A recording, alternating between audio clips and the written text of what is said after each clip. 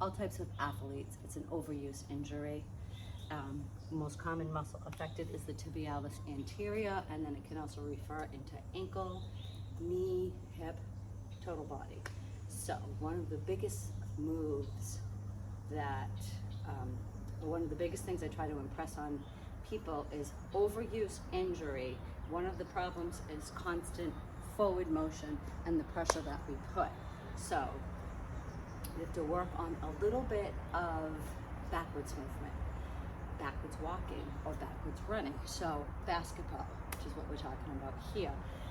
When you do warm-up runs on the court, say you're gonna do 10 runs, and you're gonna, or 10 sprints, or 10 lateral movement, you need to add at least 2 backward movements. So if you're gonna run to the court, when you come back, I want you to rock or run backwards. And I don't mean a low-grade back pedal.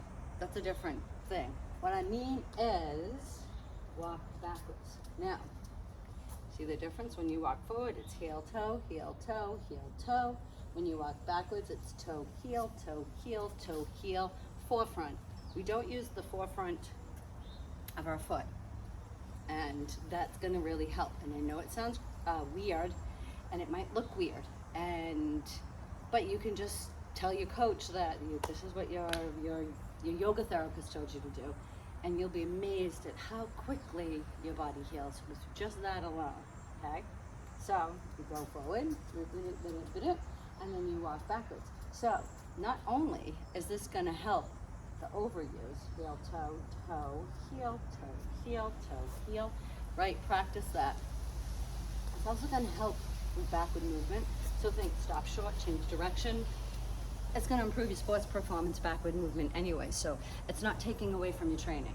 So if you're gonna say do a mile, which would be twice around the track, but depending on the size of your track, could be 4 times around the track. For every full one, you need to do 1/4 of what you're doing.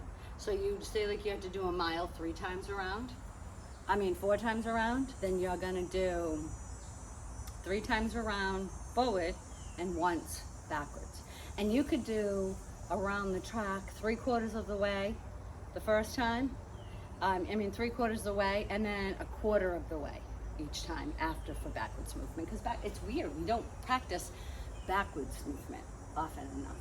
So that's gonna be my biggest advice for shin splints. And I can't tell you how many people it has helped prevent and quickly heal shin splints.